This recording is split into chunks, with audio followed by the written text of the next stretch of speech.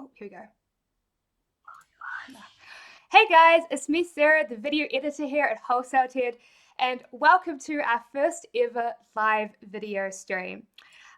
So today we're going to be discussing a super cool topic. It's a topic that we get asked a lot here at Wholesale TED, and that topic is Amazon FBA dead? As in, is it too late to get started? And like, if you are a newbie, have you missed the boat? So we are going to be discussing that topic live today. Now, in addition to discussing that topic, we're also going to be talking about something else. We're going to be talking, first of all, about how can a newbie compete? So if you don't have a product up there, how can you create a product and then compete with pre-existing sellers that are already successfully selling on Amazon? The next topic that we are going to discuss is how can you pick your first product as a new seller? Obviously, there are some challenges that you face if you have never manufactured or created a product before. So what can you do to pick the best product? And finally, the topic that we're going to discuss at the end are what are the common mistakes that new sellers make? Because I personally see a lot of mistakes that I see a lot of new sellers make tons of mistakes all the time. And obviously, if you can avoid these, that's fantastic. So we're going to discuss that. Now, as I said, this is our first ever live video. So thank you everyone for coming out who is here. If we have some technical issues, I'd really appreciate it if you would be patient because we've never done this before. This is absolutely new. So one of the wonderful things though about this is that since we are live, we are able to take questions. So I want you, when you're listening to this video, to think about what questions you have and to post them into the chat box. Now, with me on this video, I have my good friend, Anthony. There's a specific reason why I wanted to bring Anthony onto this video today. And it's because of the fact that, I've been in this industry for a very long time. I've been in the industry for over 10 years. So it's very easy for me to forget what it's like when you're just starting out and what those challenges are. The super cool thing though about Anthony is that when I met him, he had only been full-time with Amazon for I think about a month or 2 months or something. He will probably be able to go more into that. And he's been full-time now for about 6 months. And with Anthony, it's super cool because of the fact that he was at his job and he was working there and he's like, man, I'm earning 3 times the amount that I'm earning in my day job with my Amazon business. Why don't I go full-time with my Amazon business? So I thought that Anthony would have some really great insights as to what it's like to be a new seller on Amazon. So do you want to come, Anthony, and introduce yourself to the audience? Yeah, hey guys, I'm Anthony Bui Tran. So basically, my whole story is me and Sarah met on the internet a couple months ago. Basically, because we happen to be part of the same organization called Mavericks. Next thing you know, fast forward 3 months, 6 months later, maybe I'm 6 months into doing Amazon full time, and I happen to run into Sarah at a summer camp for entrepreneurs. And if you wanted to catch up with me and really talk about my whole Amazon story, and I was telling her, I was like, I watched her videos before, I knew who Sarah was and Wholesale Ted was before I even met her, and it was just a hilarious thing for me to actually meet one of my idols and one of the people I look up to in the industry, and meet someone like a YouTube star that I was following just for educational purpose that really helped me in my Amazon journey. Cool. Thank you, Anthony. No, it's always amazing to meet sellers that are doing really well and seeing how it changes their lives. So yeah, thank you so much for coming out here. Now, I think it's probably good to get started, and we'll move on to our first topic. Is Amazon FBA dead? Is it too late for newbies to get into the industry? So what I'm going to do is I'm going to start off by asking Anthony a question on this topic. And while he's answering it, I'm going to go through the live chat and see what questions you guys have. And then after that, after Anthony answers the question I'm going to give him, I'm then going to go and start answering the questions live. And Anthony is going to be helping me with those as well. And I really want you guys to think about what questions are relevant to the topic that we're discussing. Those would be the best ones to answer. So, on this specific subject, do you have any questions? All right, so the first question is for you, Anthony. Do you think that Amazon FBA private labeling is dead? Is it too late? But if you don't think it's too late, which I suspect that you don't, why isn't it? Okay. First of all, Sarah, if Amazon FBA private labeling was dead, then we wouldn't be having this discussion at all. Do I believe it's getting more popular? Yes. Is Amazon getting bigger and taking over the world? Yes. Is online shopping growing at a faster rate than it's ever been before? Yes, it is. Right. And because of those reasons itself, of course, there's going to be more people hopping into it. But you know what else there is? There's going to be tons of more opportunities and, in my opinion, uncharted territory to be claimed if you take action today. The market's a really big place, and everyone in the market has their own like talents that they can bring to the market, in my opinion, right? And because there's more and more buyers getting on the platform, there's more and more chances for new people and other sellers to get on board and take advantage of this opportunity while it's still brand new.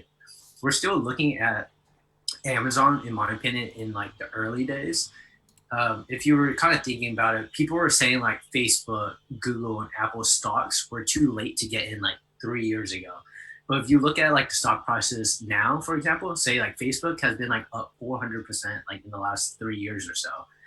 And like for those reasons, like I don't think Amazon FBA is dead. No. No. So do we have any questions from the audience? Yes, we do actually have a question. And this one, I think this one is actually aimed at you. This one was, how long did it take for you to leave your job, like your 9 to 5 job, and go into this full time? Okay, that is a really good question, actually. So I know everybody wants to hear the overnight success story of I got my first job and I quit the job right away. It totally did not happen like that for me.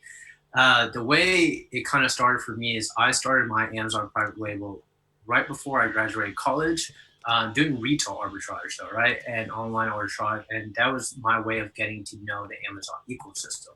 My private label journey didn't start until maybe September of 2015. And by then I had maybe 4 months, 5 months of working experience, but that's when I had to have a full-time job in order to build capital, right? I'm 25 years old now, but when I first started, I was recently out of college, and I wouldn't say like I had a ton of money to my name, because I just graduated college, and there's student loans, and there's things like that. So, but I knew that if I budgeted enough money, say like $5,000, then I could experiment with this whole private label thing. That worked out. And to kind of jump ahead to your question, it took me 2 years. No, actually not 2 years. It took me 1.6 months of working my corporate job and then me quitting. The reason I stayed so long, I could have stayed longer, but it got to the point where like I realized I was making 3 times as much as my income doing Amazon private label than I was doing my job, right? And the thing with my job is it was good and everything too, but it didn't allow me to have like the flexibility that I needed in order to run a full-time business all the time. And I knew that it got to the point where I was making 3 times as much. And if I really wanted to make a decision in like, changing my life and making a jump, I was like, this is going to be the time to do it. But those 1.6 months were super necessary for me in order to keep. Like if I had quit any earlier, then I would have been taking money out of my business. And if I started taking money out of my business, then the business would have started or stopped growing as fast. And because of that, I knew I didn't want to take money out of the business right away. Because one of the things is if you take as soon as you start taking a big paycheck out of, I guess, the company, then it'll start growing a little bit slower, and then you won't be able to reinvest it and have that huge compounding effect, right? And that's why I just waited a little bit, 1.6 months into my corporate job to finally make the decision of doing Amazon full time. Cool. Nice. Yeah, no, absolutely. Yeah. So I have some really good questions here, also that are specific in this topic. We'll answer both of them. So both of them relate to the idea of one of them is in regards to some new return policies that Amazon have, and another one is in regards to Amazon's new partnership with Alibaba. So the first question is, will the new return policies that Amazon are implementing negatively affect Amazon FBA sellers? And I think this is very relevant to the question of, is Amazon FBA dead? Because I think a lot of new sellers come in and they see that there are now maybe new existing policies that didn't exist in the past that now put them at a disadvantage. For instance, I can think of especially the reviews. So in the past, you could get incentivized reviews. You could give away your product to someone for free, and you could say, I will give this to you if you give me a review. That was okay to do, but Amazon changed that policy sometime into, I can't remember the exact when it actually happened, but it was, like last year, and they changed that policy and it's no longer allowed. So it means now that new sellers are at a disadvantage because they can't use those same hacks and works around. And so I can see that there are people in the comment section that are worried about that. Now, what about these new policies that are coming out? Are they going to negatively affect me? My answer to that, and my big answer to that for you guys would be that that's not the case. I mean, like, obviously, maybe you are at a disadvantage compared to what people were in the past, but there are other advantages that you have now that you're getting later in the game in relation to this. There are more tools available at your disposal. There are more services available at your disposal. Technically, the technical aspects of this business are actually easier because of the fact that the industry is much bigger now, it's much larger. So even if there are some little complications, like Amazon might update this policy or this policy, I don't think as a new seller you're at a disadvantage. I think in some ways it's a lot easier entering the game now than it was in the past because of more services and tools available. But so we'll answer these two specific ones. So the first one is, will Amazon's new review policy, a new return policy, impact negatively FBA sellers? So the new return policy, if people don't know, is that Amazon's going to be implementing a new system where you can return items without actually having to physically return them. Will this impact sales? I don't think it will, because from everything I know, this is an optional update that Amazon are adding. Do you know more about that, Anthony? Am I right? Is it optional to be able to use this on your items? So the return policy, basically, it's like an optional program, depending on who you want to pass the cost on to. But Sarah, just quickly note you, there is another live video, and there's like 63 people waiting in that one. I'm not sure if you're aware of that. Yeah, so it's like there's a waiting room for another live video. But to just jump to the question, basically, is, how is that going to affect us as sellers? As sellers, some people are going to eat the cost, and some sellers are going to pass on to the cost to the customers. So whenever these situations happen, it's always going to happen. Amazon landscape always changes, and sometimes it's for the better, sometimes it's for the worse. But what it does is it weeds out like the people who can't survive, and it kind of just allows the cream to rise to the top, right? Because Amazon wants the best for their customer at the end of the day. That's why they're implementing these policies and passing on the cost to us as a seller. So Amazon, at the very end of the day, is a very customer-centric company, and anything that they do is going to be promoted for the customer. It's going to improve the customer experience. So while this decision affects us as sellers a lot, it's actually going to improve the experience for the customer. And that's why Amazon's doing it. And it's just one of those things that we're going to have to adapt to and go along with. Cool. Yeah, no, I agree.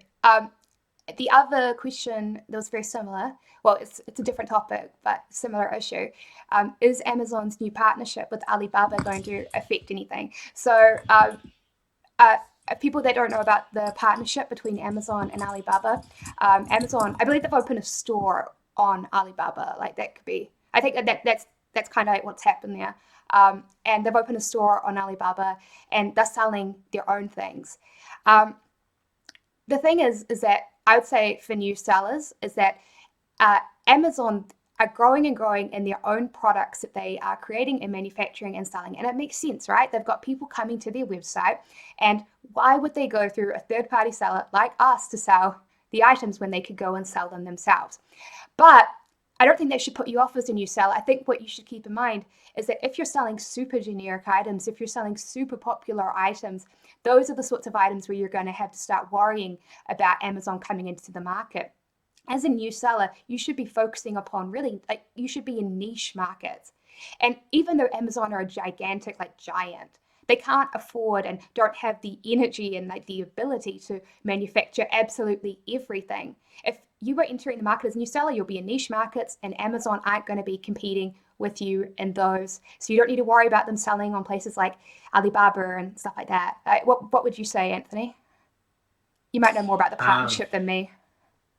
I mean, the partnership with Amazon and Alibaba is a question, right? Yeah. Yeah. Okay. Yeah. So basically, I've heard rumors about this, but I haven't really, I guess, heard like too much about this. But I mean, the partnership with Amazon and Alibaba is just where Amazon's always wanted to move. At the very end of the day, like you're saying, sir, they cannot make everything on this planet. There's just no way that's possible that for them to control every part of their like supply chain, from manufacturing to logistics to everything. I know Amazon's on their global domination, but their global domination is not going to happen overnight. And in that gap period, in this time that we have this opportunity, there's plenty of like opportunity for us sellers to get in there and take advantage of it. Um, Even though Amazon is coming in and they're trying to, work with Alibaba to do this, right? Maybe there's other moves that you can make. Maybe you can partner up with the Chinese manufacturers, right? What people have done is they consult the factories, and they're like, hey, like, if you want me to bring your products on board, because the thing is, like, there's different terminologies that's used everywhere, right? So like in down in New Zealand, what do you guys call? Do you guys call it the electric socket, or do you guys call it like the electric? We call it a power socket. A power socket. Okay, power socket. And that's like something we would never call the electric wall outlet here in America. And just think about how hard it is for like a foreigner to come in and like even work with their listings on that. I mean, sure, they can hire someone, sure, they can outsource that, but intuitively, it's not the easiest thing for them to do. And as of right now, there's still that huge language barrier, and the Chinese market is just not as developed to go into Western markets just that easily. Cool. Nice. All right. So I think like we should move on to the next subject. That was very cool. And once again, you guys, as we are talking about this, I would like you guys to go into the chat and ask your questions, and we will answer as many as we can. So I'm going to start this off again with a question to Anthony, and while he's answering, I'll go into the chat box. So my question for you, Anthony, on the subject of what product? Oh, yes, is the how can new sellers compete with products that are already existing on Amazon? So my exact question for you is it possible for new sellers to compete with products that are already successfully selling on Amazon? And if it is possible, which I suspect that you think it is, do you have any tips for people? Okay, so is it possible for new sellers to compete with products that are already selling successfully on Amazon? And if possible, what are tips to do it? Yeah. So 2 tips in my mind come to my head, right? First, right, in like the first like 2 things, like I really want to like really drill down in everyone's mind. That's super important when it comes to like private label or anything that you do like online, right? So the first thing is value proposition, right? So there's different ways to provide value to the customer, right? First and foremost, the value you provide them through quality in your product itself is going to be the number one factor that customers appreciate, right? And if your product sucks, it's going to get bad reviews no matter what, right? There's no amount of people you can pay to like outdo the number of people that will leave bad reviews if your product is inferior to those of the market, right? And on the upside though, if your product like really rocks and it's like, it's solid, the customers love it, there's a story behind it, there's a brand to it, there's just some sort of feature on it, right? It's either like a bundle or like a multi-pack or something, and you have that key advantage over your competitors, then you're going to get great reviews, right? And that's going to give you that social proof and provide that value proposition to the customer, right? So, for example, if your customer is selling, let's say, like baby food bowls, but you combine it with like a baby food mat, right? And your price is just as competitive as a guy that's only selling maybe a bowl or something, uh, then you're going to be providing more value to customer. The customer is more likely willing to buy your product because they're going to be like, I'm going to get a bowl and a mat. Of course, I'm going to get that, right? Especially if it's the same price. Maybe your margins go down a little bit because you do that, but maybe your sales increase, right, and make up for lost margins. So there's room to play a little bit, and there's a little bit of wiggle room, right? But the key thing I want to drill down in like that is you want to provide the maximum value that you can to the customer while maintaining like your desired margins, right? So the first thing, value proposition, and then the second thing, um, photography, right?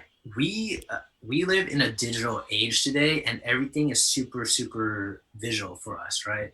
So Amazon customers generally aren't the same demographic who shop at Walmart because they want the lowest price. Amazon customers want quality. They're not the people who generally shop at Walmart. They're probably more like the people who shop at Target or something like that, right?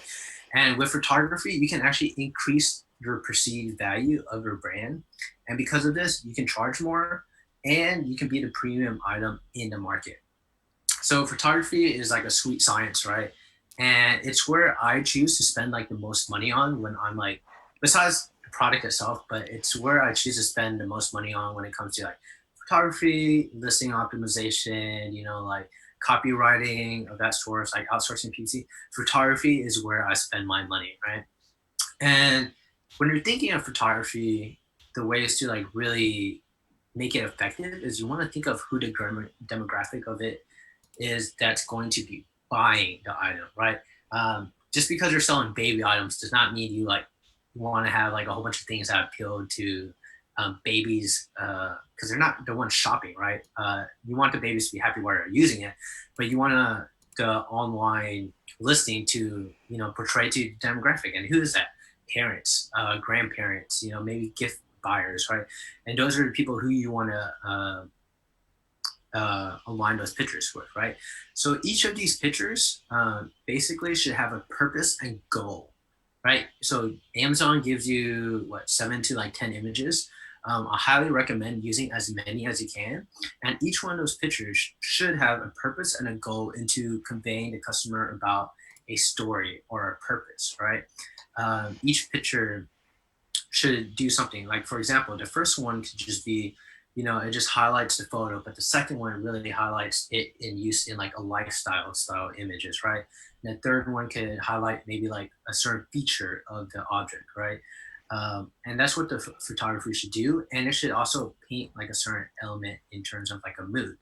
So while there's like many other factors, right, that you can use to like improve your Amazon listing and all of that.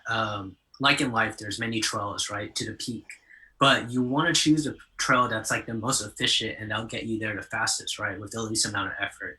And to me, it's one, providing that value proposition to your customer, right, and then two is focusing on the photography that really highlights the value proposition. Does that answer the question, Sarah? Yeah, no, that definitely does. It actually relates into a question that was asked here.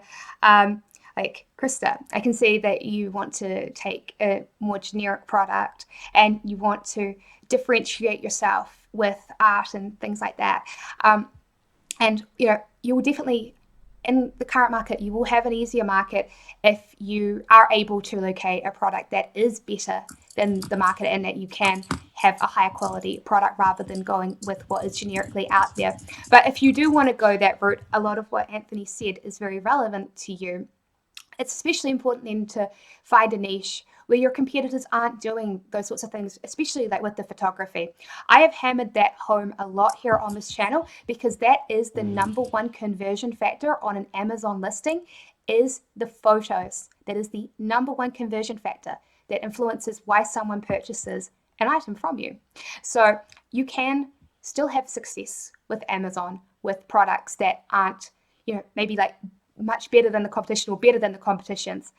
But you want to find other ways to differentiate yourself and to make your product seem better and more premium than others. You'll have a much better way there. So there was a good question in here. But actually, so it wasn't so much a question as it is that somebody was mentioning, I think they were talking to someone else about different ways that you can still market as you can launch your products as a new seller and still have success. This is something that I discussed in my video, the 6 hacks to successfully launching an FBA product. Two of the things that someone in the chat mentioned which were good were a good email marketing campaign and to do good SEO for your listings, and those are absolutely true. What would you say, Anthony? Like, what are some good ways that you can market your product out the gate and get sales as a new seller when you're competing against pre-existing products? The easiest thing off the bat that requires, I want to say it requires minimal effort, but it requires a lot of effort on the front end. And what that is sourcing your product at the most competitive price that you can. And why that's important is because if you can lower your price below your competitor and have a higher quality product, then that's gonna give you a really good running start off the bat. And what I mean by that is you don't have to basically sell your price really low before, like, you can sell your price for like break even, right? You can, depending on what your margins are. Like when I launch a product, my goal is not to make money the first month, but it's to break even the first month, right? And by that, I'm really aggressive into getting that first page keyword ranking position, and that's what is the most valuable to me, right? So when you're launching, right, you want to be as aggressive as possible as you can, besides using like all the other factors that you can. But price is the easiest one that you can control, depending on how much you source your item for, right? Say the first month, like you just break even, but you gain that first page like keyword rank position. Then the next month, as long as you stick it, right, and as long as organic sales keep happening, like Hank says, it's my balls to the wall strategy that I talk about in some of my videos, and that's like how it works.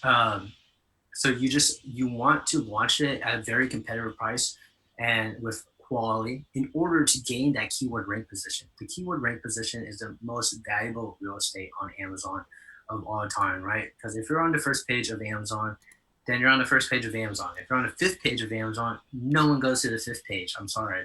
But that's where you need to be. And to get there, like there's a lot of different factors. And like Sarah's saying, like I was saying and Sarah's saying, photography is really important, but having a competitive price is also really important. Definitely. And Krista asked another a question that's really relevant to this. She said, can you still offer a discount code which discounts an item down to 99 cents? And yes, you can still do that. And that is a very important part as a new seller of competing, is matching your sales, your competitors' sales over a launch period of about 2 weeks. And to help you in that process, you can certainly use this discount code and give it to people, and they can buy your item at a heavily discounted price, and those will still count as sales. So using discount codes is a very important part of if you want to brute force your way to success and you want to like guarantee your success, then that is definitely one way to do it. And if you want to learn more about those, I really do suggest you watch my video, the 6 hacks to launching a successful Amazon FBA product, and I will have a link to that video in the description below. So I definitely think we've answered some good questions there. So let's move on to the next topic, because I've seen a few people talking about this in live chat already. When you are starting out as a new seller, we're going to discuss how you can pick the right product as a new seller. So Once again, I'll ask Anthony the first question. So, a question for you, Anthony, is what are 5 crucial factors to consider when picking your first product to private label and sell on Amazon? I want 5 crucial factors. 5 crucial factors? Yes. Okay, so I can start off with 2, and we'll take it from there that I can think off the top of my head. So basically, the way I see it is everyone in our business always has a different set of criteria for picking and choosing their products. And that's kind of like the beauty of it, right? Because if everyone kind of had the same criteria, not to hate on like Scott Walker, but if you strictly just follow the 10 by 10 by 10 method of and making sure your item like fits in a shoebox, you're going to be following the herd, right? So if you want to use like your own competitive advantage, like you need to like not follow the herd and like follow like kind of what you know best, right? Like what like niche do you kind of know better than other people? And so in terms of like the critical things that I use to choose for like my private label products, first thing first is ROI, right? So the return on your investment, right? So I'm trying. I'm explaining this because I dealt with this like firsthand, and it's like a big part of my business, and it affects my cash flow in my business. And what I mean by that is, you want to ideally focus on the items that provide you the highest ROI, and your definition of a high ROI can mean a lot different, right? Like my items can be anywhere from a 30% ROI to a 400% ROI, right? So the thing that's important about ROI is because when you start this business and it starts taking off like really, really good, like you expect it to, and especially around Q4, when Q4 rolls around, you're going to need capital. And if your capital and your cash flow like don't work together, you're gonna have a hard time in Q4, right? So if you're not making say like 100% ROI, by the time Q4 comes, you have to order anywhere from like 2 to like 4 times the amount of inventory that you normally order throughout the year. And it's a good thing because you're going to make a lot more sales. But the bad thing is you're going to deal with a lot of capital issues if you don't have the capital for it, right? You're going to either have to take out Amazon loan, or you're going to have to take out a cabbage loan, or you're going to have to ask your parents, or you're going to have to ask family, or raise money for investors. And as soon as you start, like, this is why I also encourage people not to take money out of their business right away, because the sooner you take money out of the business, then the slower it grows, right? And to like really check the ROI on my products, like I run Jungle Scout, I see what it is, I use my tool Zally, and I like punch in the numbers, and it'll tell me, hey, like what ROI will I get this item at? It will be, am I happy with my criteria of 30% ROI, or do I want a criteria of like 400% ROI? And ideally, the ideal situation is you want products with 100% ROI. That way, when you reorder, before you even reorder the next batch, you have enough money to basically buy another batch of inventory before your existing inventory runs out. And that's what's good about having high ROI items. Sometimes high ROI items can possibly not be as profitable.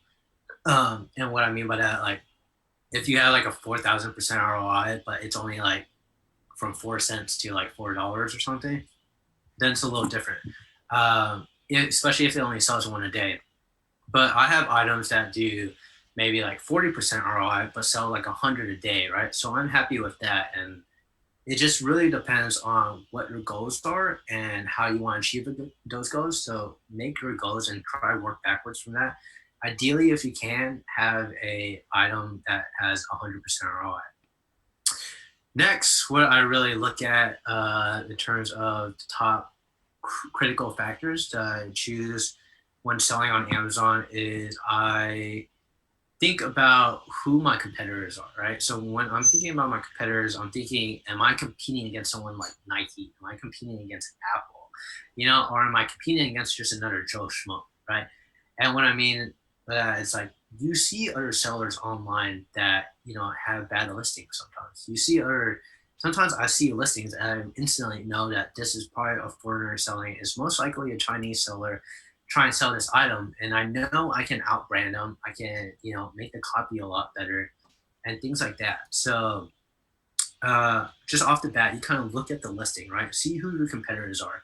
And then what else you want to do is you want to click on the seller's name and also the brand name that's existing right there, right?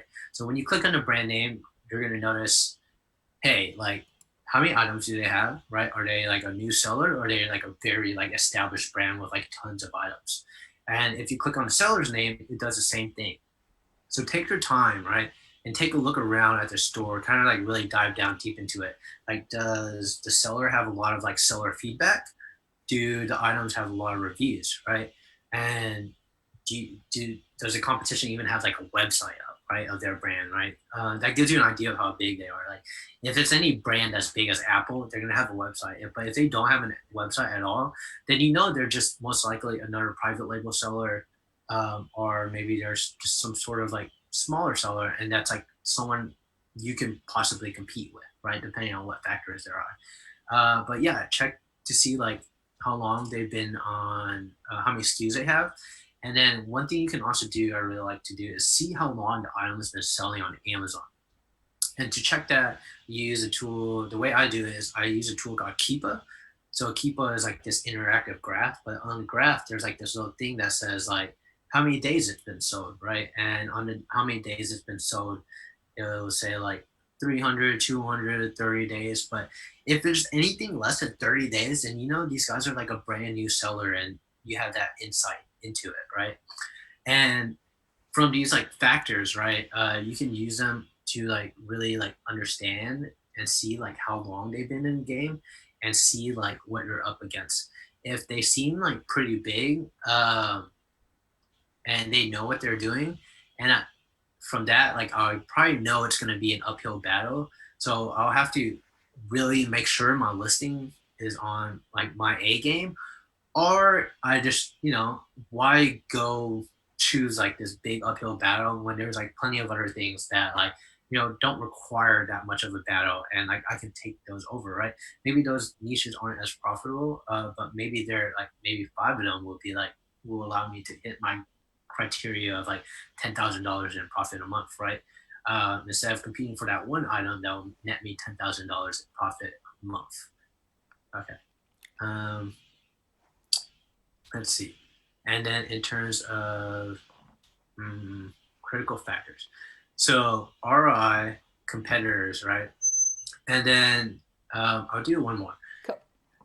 Okay. And so in terms of that, what I think is a critical factor for me is how much I can, are my lead times, right?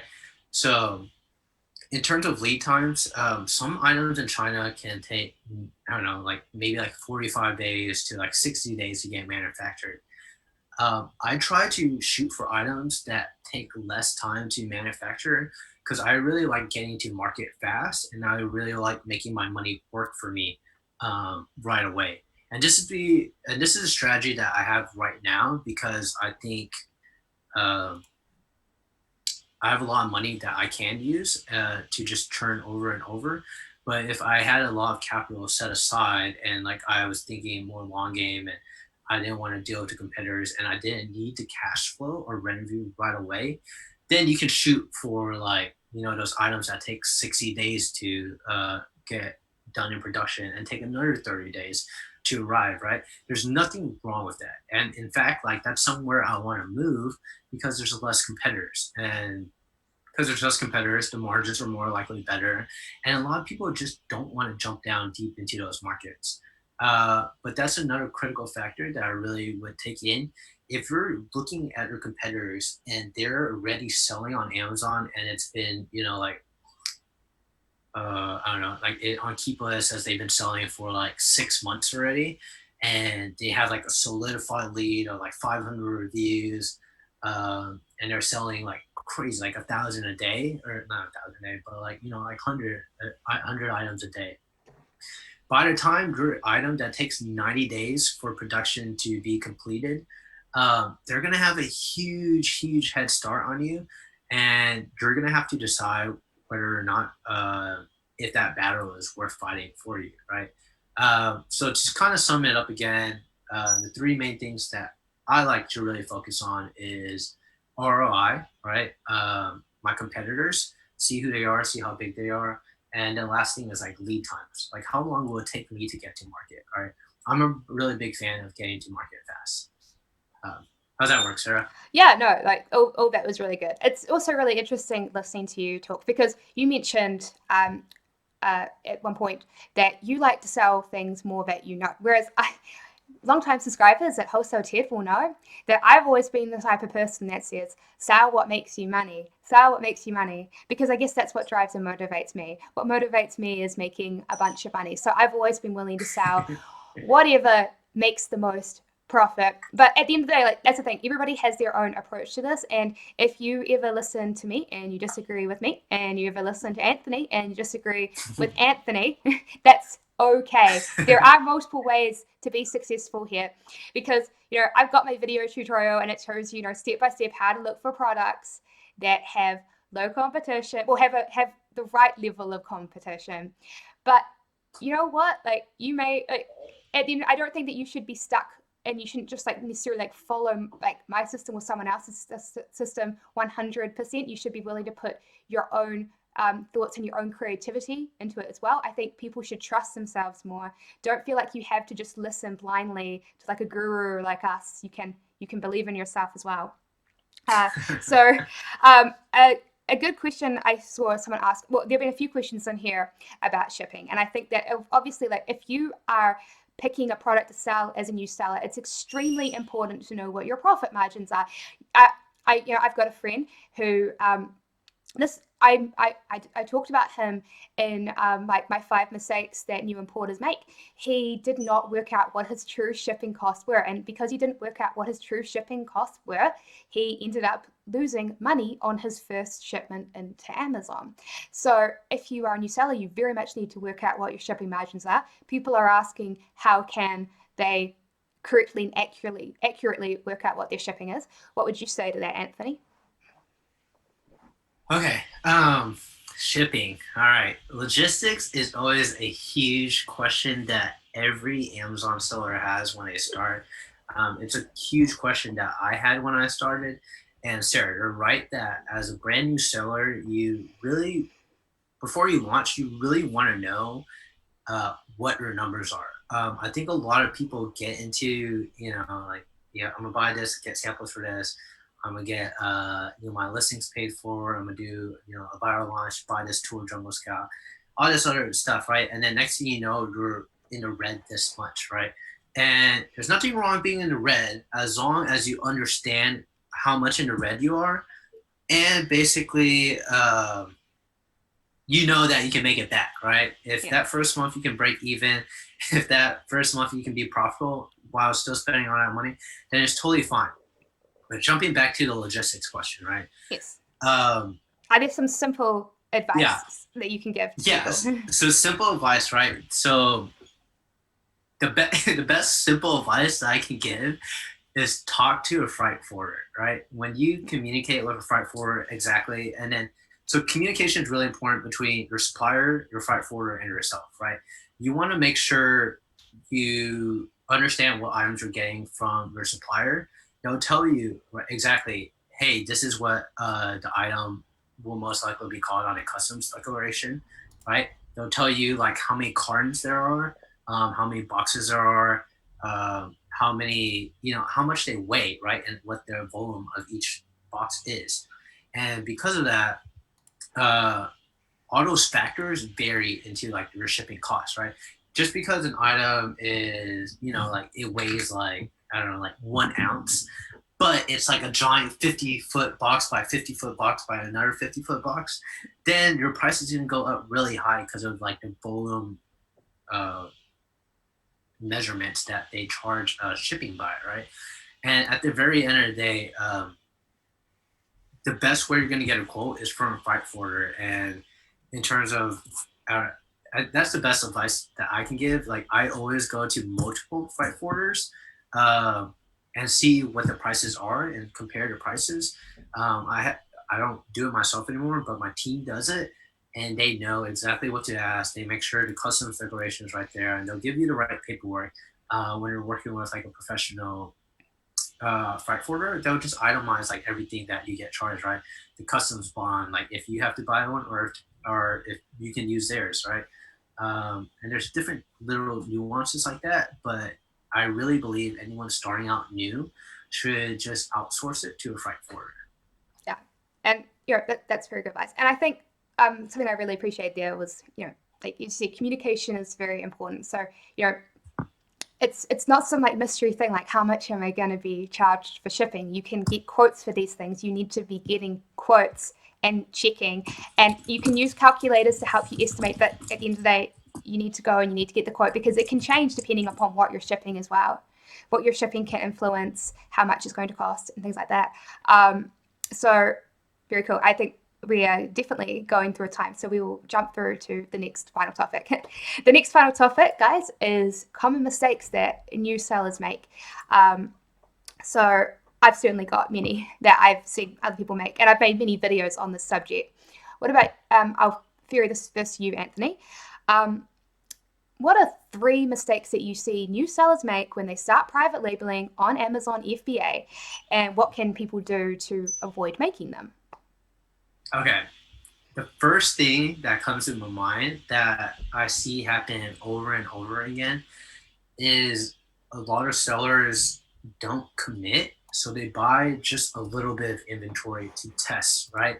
And testing's fine, but a big mistake when it comes to testing is running out of stocks, running out of inventory, running out of stock.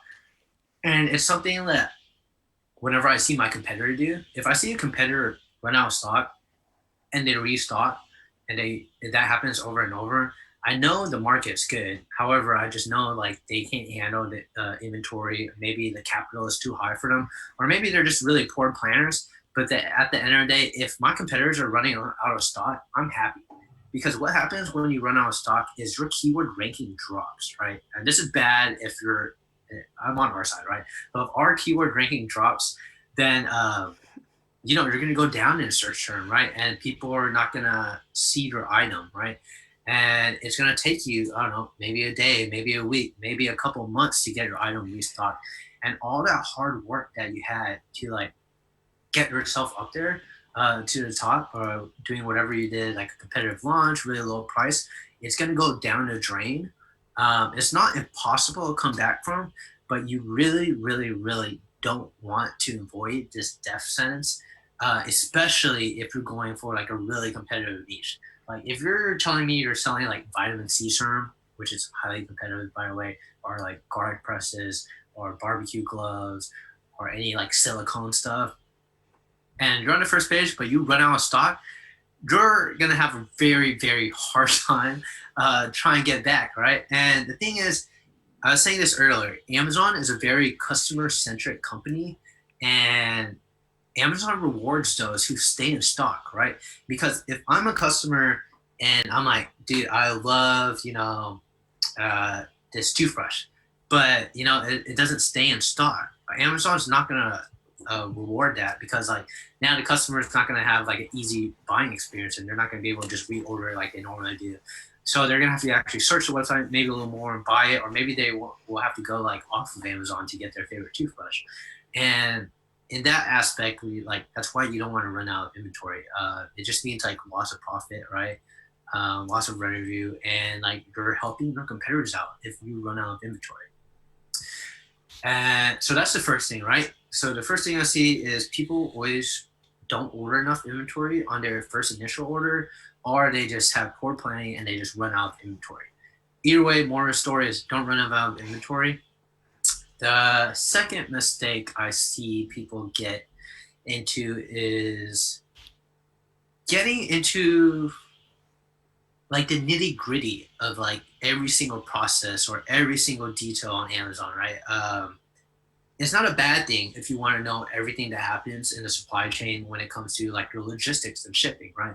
But I also see that those same people might be the guys that are like, all right, how do I make a Facebook ad for this launch too. Oh, and while I'm at that, why don't I make like a ClickFunnels like page too, and set up my Shopify store? And these guys aren't even on Amazon yet, right? They're trying to do all this other stuff while they're juggling all these balls while they should be just focusing on like the main ball, right? You want to focus on the meat of everything, right?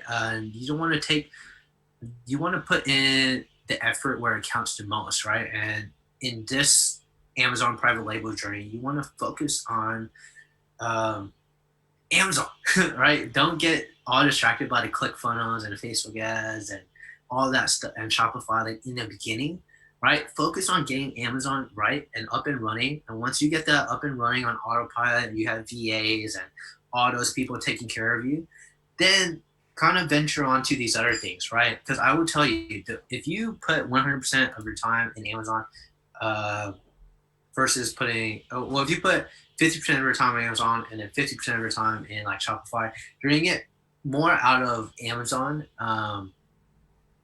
in my opinion, if you just concentrate on Amazon and let that channel run first before trying to branch, like having a branch right away off of Amazon.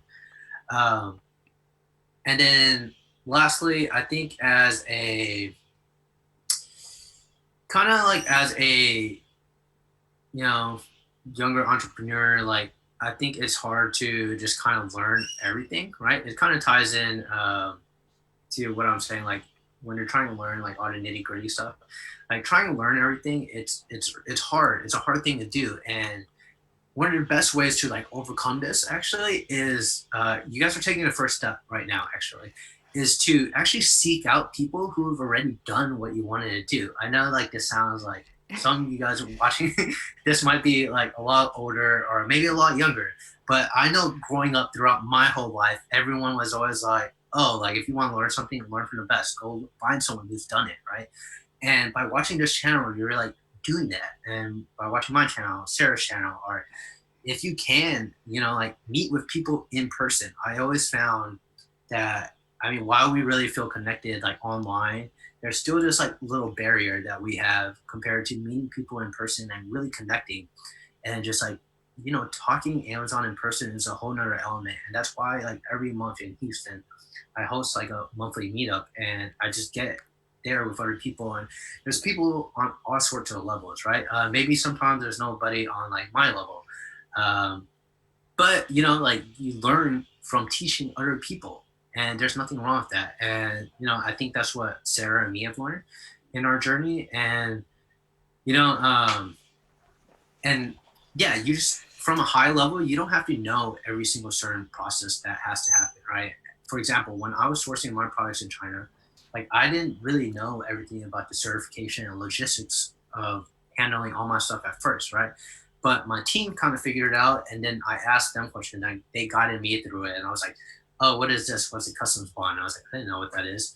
And they're like, "Oh, we can just use the freight forwards." And I was like, "Okay, so I don't have to deal with that." They're like, "No, but this is what it is, right?" So from a high level, that's what I know. But to exactly use it, I don't need to know that. What I need to know is like the gaps, right? You find the key people in your business that learn the different things you need, right? So like the logistics guy, he knows all the logistics for me, right? If I want to run Facebook ads, you can hire a Facebook ads guy, right? If you guys want like excellent customer service team, it's not that hard. You can just outsource that part. Um, but it's 100 times easier to like learn from someone else or hire someone else to do it to streamline your whole process than it is to like learn every single thing, right? Because what I really want to say is you really want to be focusing on the things that propel you forward, right? And keep your journey going forward. But because like your time is limited, right? There's only so much you can do. Not all of us are doing Amazon full time. I wasn't at the point where I could do Amazon full time, right? Some of you guys watching this video may not be doing Amazon full time, but you want to be, right? But in order to make Amazon a full time thing, you need to focus on using your time in the most efficient manner as possible, and you want to be limiting that energy towards like the core things that lead to your success. Cool. Yeah. Nice. Thank you. Thank you for that. Yeah. And I something that a question that was asked in the chat there earlier was about how did I learn all about the Amazon algorithm, and it leads into some of the things that you said. So I'll answer two questions I saw in the chat before we close this video off. But something that Anthony mentioned, like he was talking, when it comes to the algorithm, I learned through talking to other people. A lot of the stuff on the algorithm isn't stuff that is talked about like widely. I learned a lot by talking to other sellers. I learned a lot by talking to other very, very large sellers that are doing like millions and millions of dollars a year. And they taught me so much of what I know about the algorithm today.